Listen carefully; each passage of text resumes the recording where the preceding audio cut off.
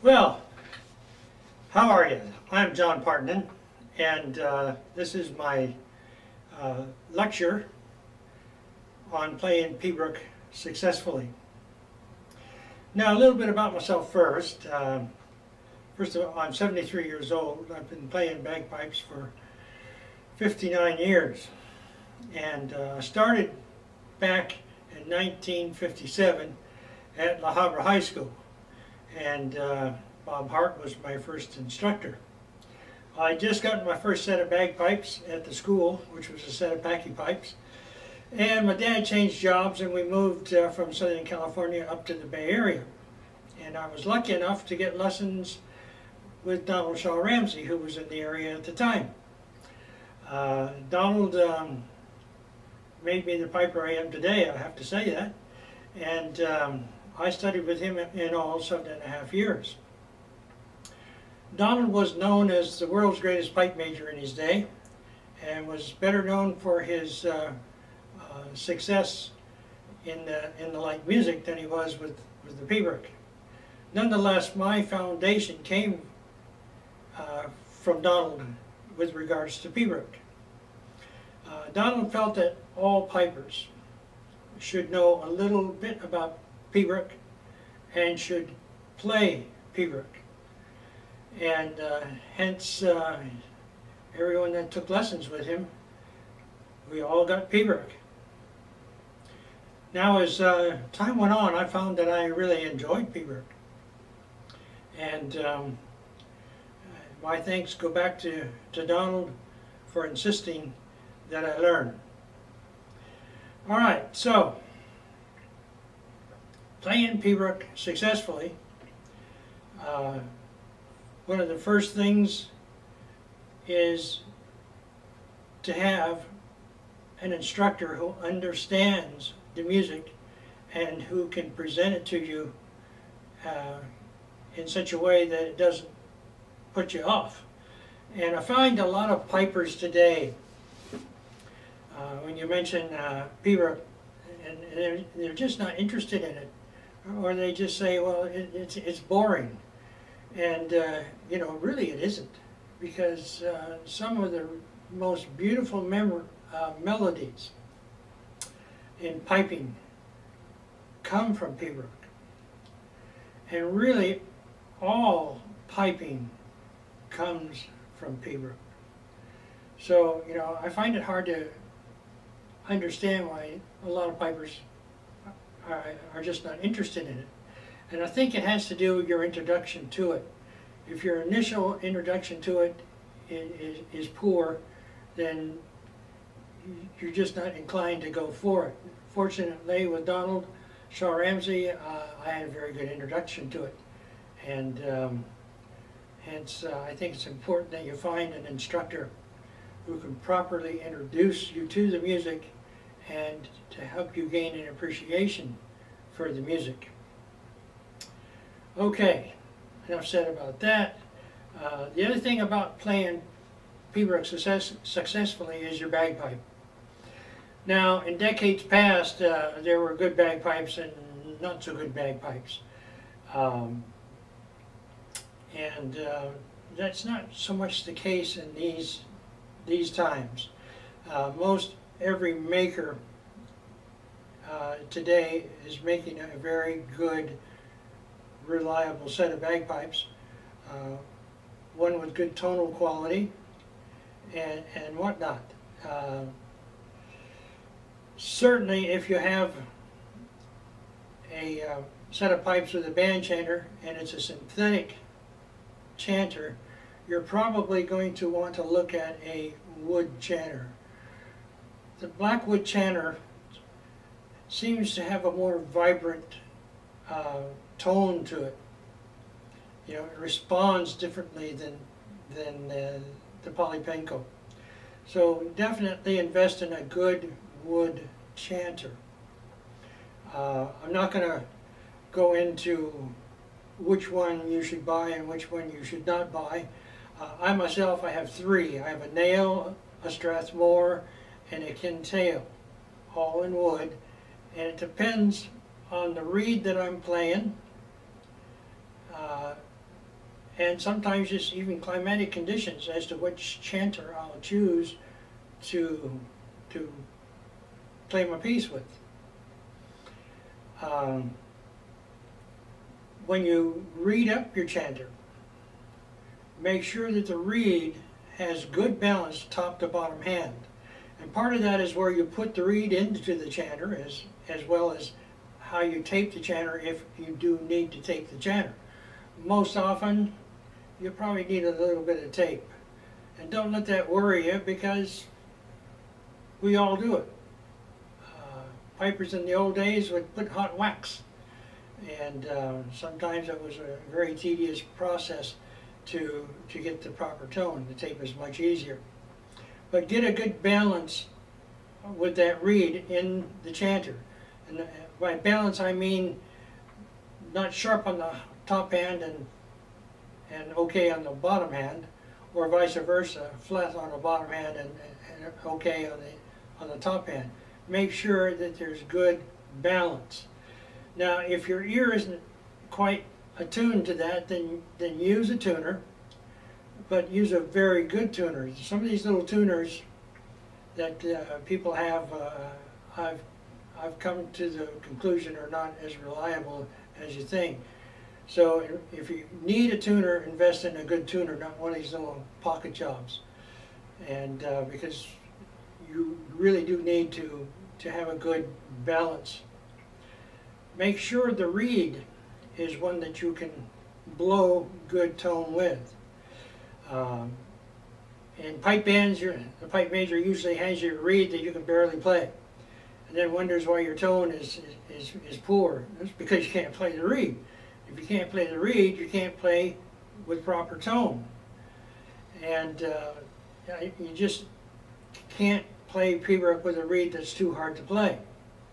So make sure that the reed that you're using has got good balance, and one that you can play for a period of anywhere from 7 to 40 minutes, because there are some Piobaireachds that will last that long.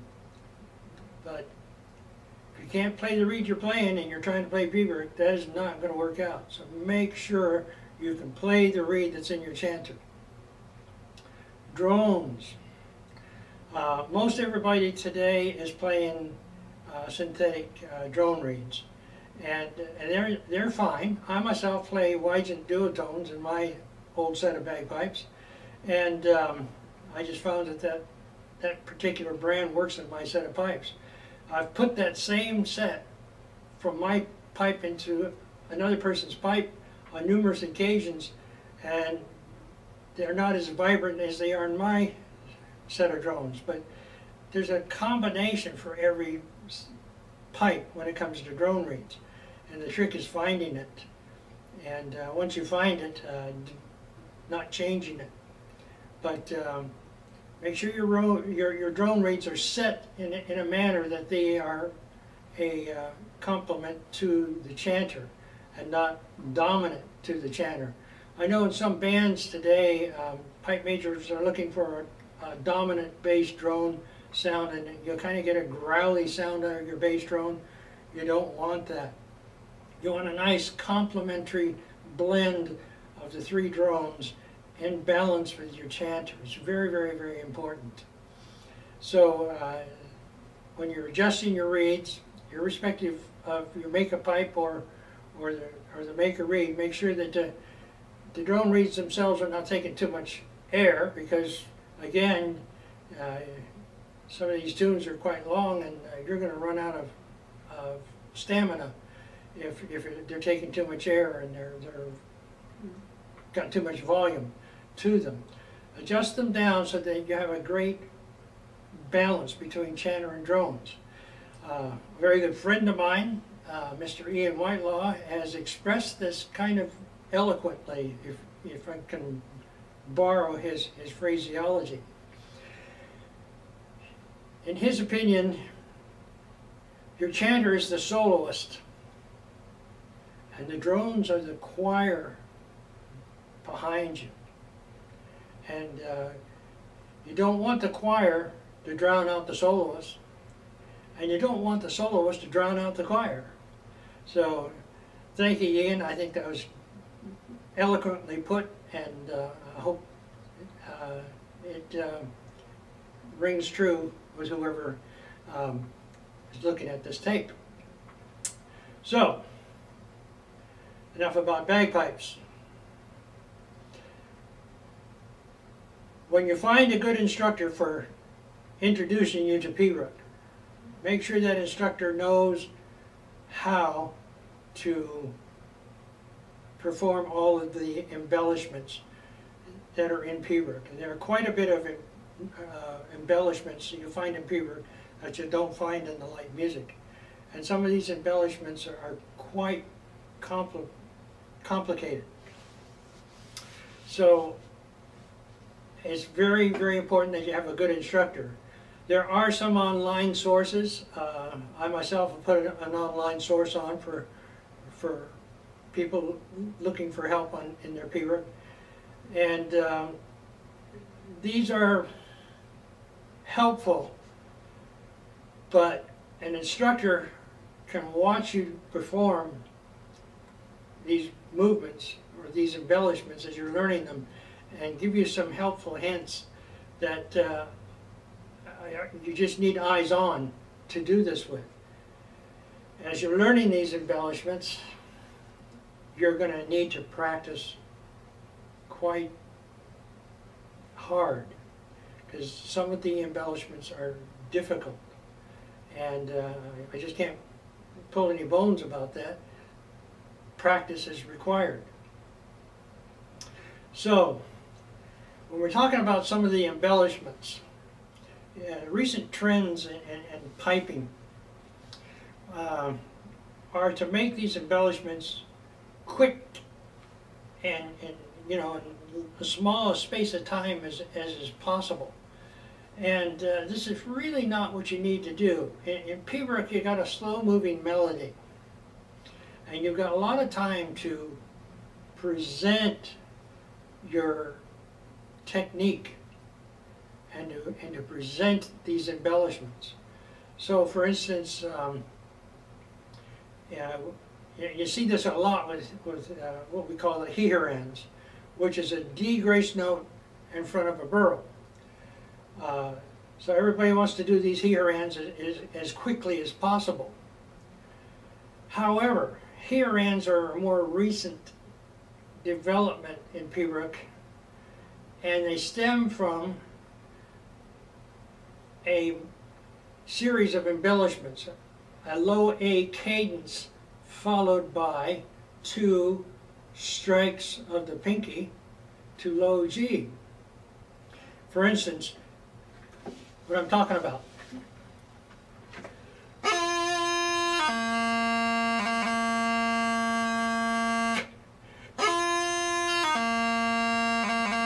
That's the low A cadence, and 2 strikes to low G, and this has become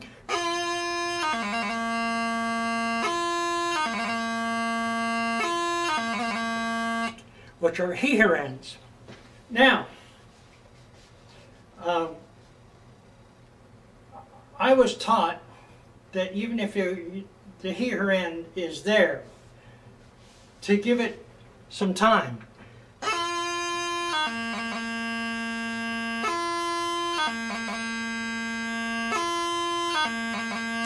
Which is more like the low A cadence with the 2 low G strikes, which is a he-han-din-din, he-han-din-din, instead of a he-ha-run. Anyway, don't get in too much of a rush with your presentation of these embellishments in your tune. It would be better to present them clearly and strongly than fast and weakly.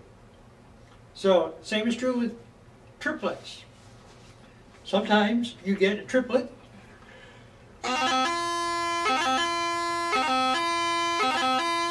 and it should be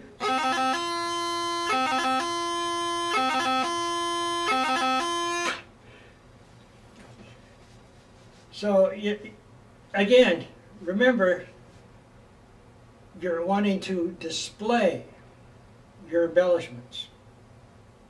In Tarlois,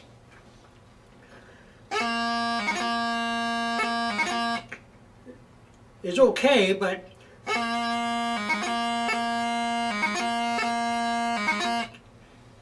is better. Same with Lemlewis.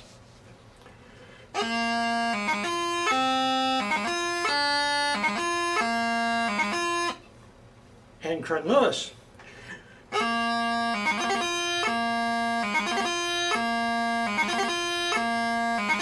As opposed to, okay, yes, you can do it, but you're not really showing or presenting your embellishments. So the instructor should show you how to perform each embellishment required in the proper manner, and also require that you present them, each one. Each one should be exactly like the one before. For instance, in your Tarlois doublings, or your Tarlois movements in a tune.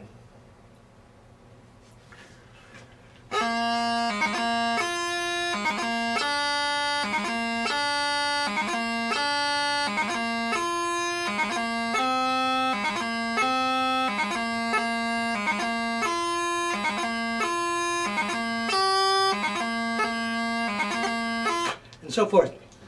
Each one has the same spacing in time. What you don't want is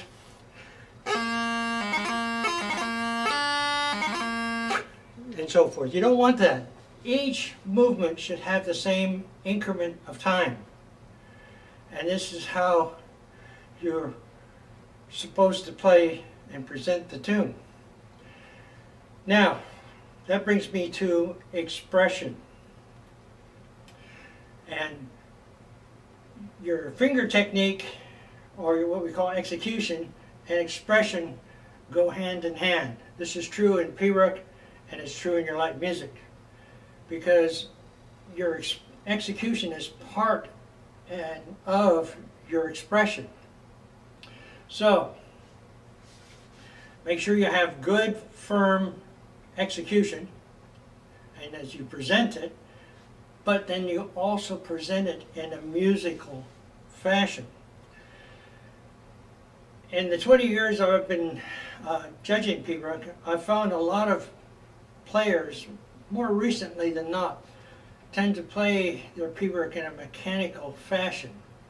And this might be in part because a lot of players go to computer resources now, and the computer will present the music in a more or less mechanical way, void of what I want to say human expression.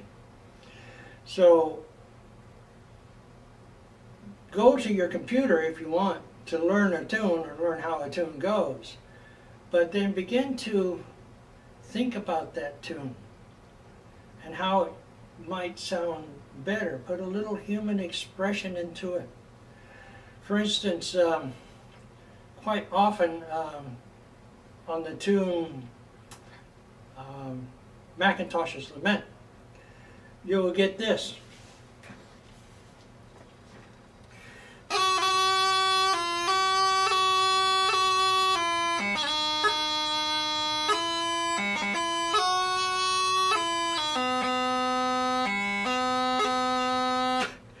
But if you think about the tune,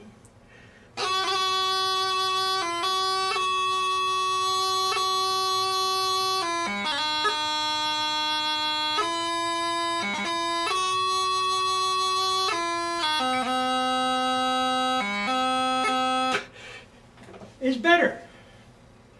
Now, I do this all the time. I think part of it was when Donald would give me a tune, he would also tell me a little bit about the tune, the history of the tune, the story behind the tune.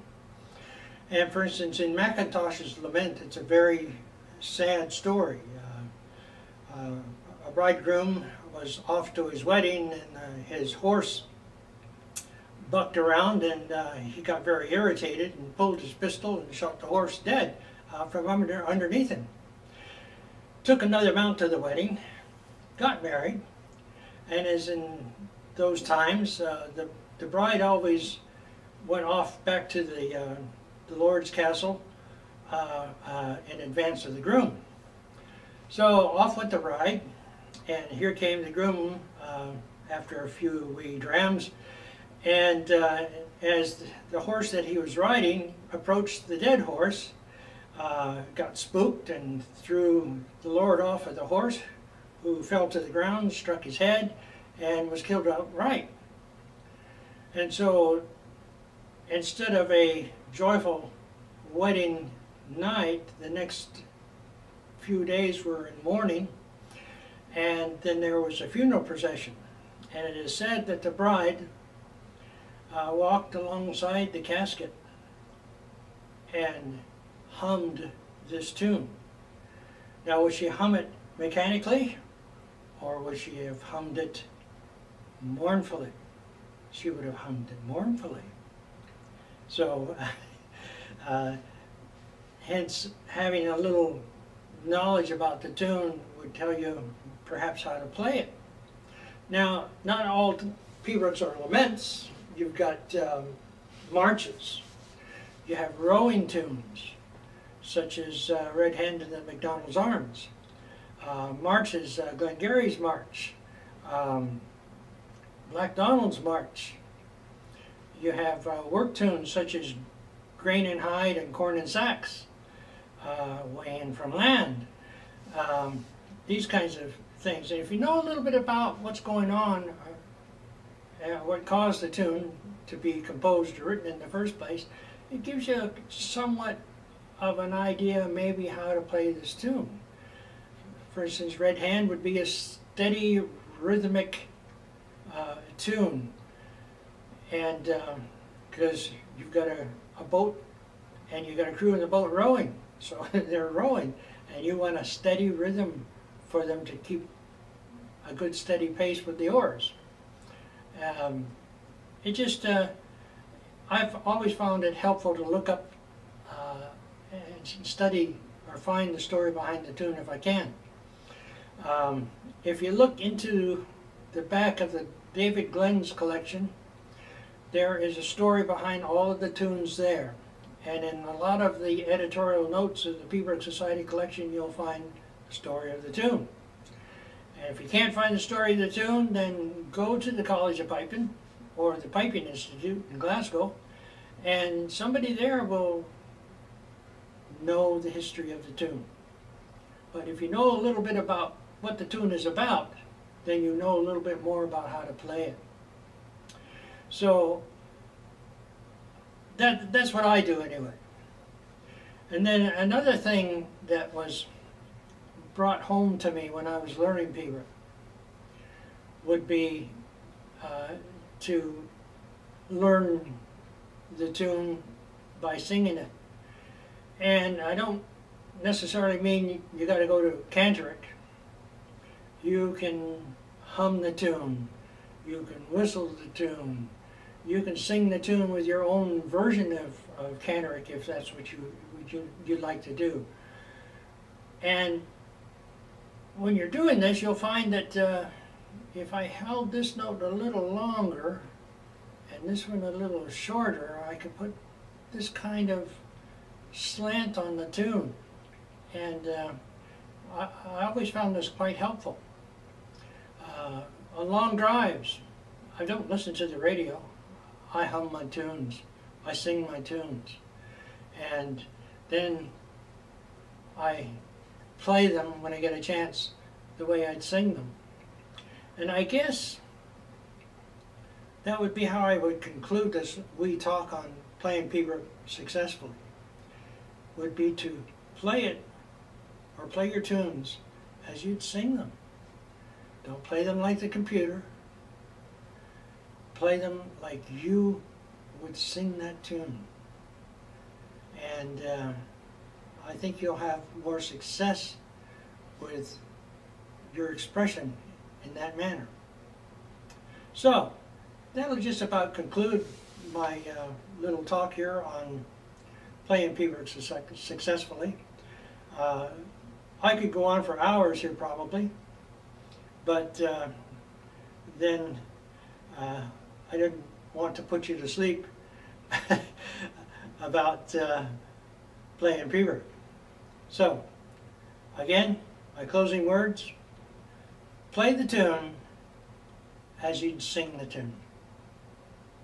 Thank you.